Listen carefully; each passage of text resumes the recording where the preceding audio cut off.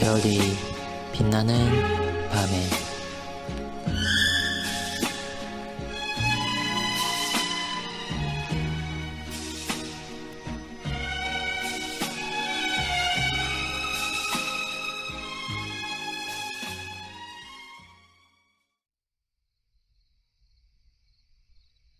(88문) 부활이 있고 난 직후에 무슨 일이 있습니까?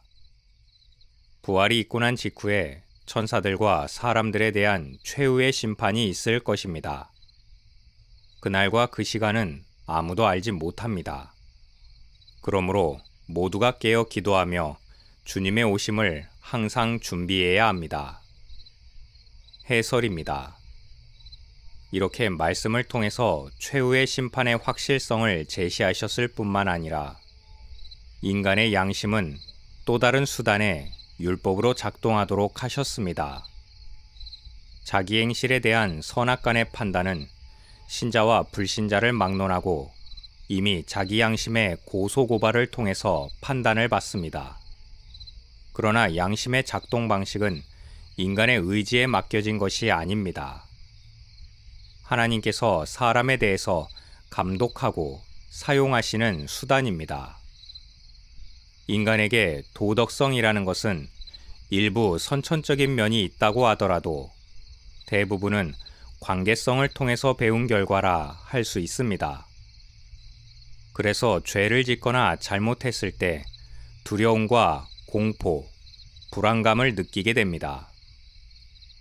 그러나 죄에 대한 두려움의 근원은 사실 하나님의 말씀에 대한 불순종에 있습니다. 인류 사회의 도덕성이라는 것도 결국 하나님 말씀을 원천으로 아는 것입니다. 특히 한 인간이 절대적 위기나 위험 속에 놓이게 되었을 때 가지는 두려움의 성격은 하나님께서 그에게 내리는 심판의 성격이 있다고 볼 수 있습니다. 벨사살 왕은 바벨론 제국의 마지막 왕이었고 다니엘을 비롯한 남쪽 유다 백성들을 포로로 잡아갔습니다. 다니엘 5장을 보면 그가 잔치를 베풀 때 예루살렘 성전에서 탈취한 성물들로 술잔을 사용하던 중 갑자기 사람의 손가락이 나타나 석회벽에 글자를 쓴 유명한 사건이 발생하였습니다.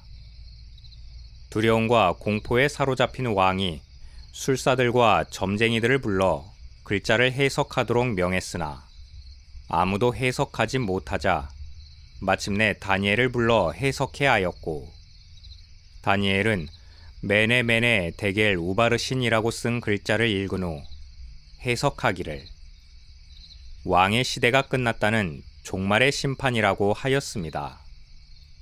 그러면서 그 이유가 왕의 모든 길을 작정하시는 하나님께는 영광을 돌리지 아니한지라라고 23절에서 밝혔습니다. 그리고 그날 밤에 벨사살 왕은 죽임을 당하였다고 기술하고 있습니다. 역사가들은 페르시아의 침공으로 벨사살 왕이 죽임을 당했다고 기록하고 있으나 그의 죽음은 하나님의 심판에 의한 것이었습니다.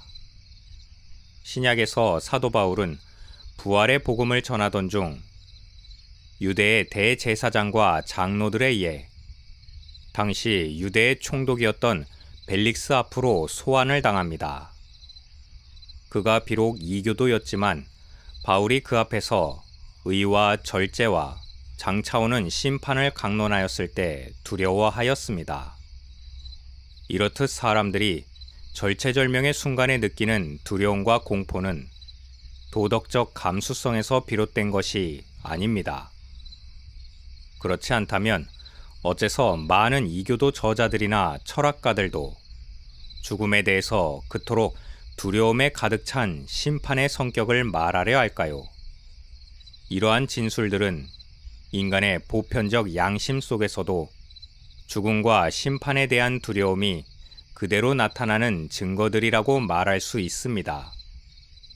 그러나 아무리 그들이 지혜롭고 현명하다고 하더라도 하나님의 말씀을 통하지 않고는 최후의 심판의 성격을 알 수 없을 뿐만 아니라 비록 큰 두려움과 공포로 인식하더라도 거기로부터 벗어나거나 구제받을 길을 결코 찾지 못하게 될 것입니다.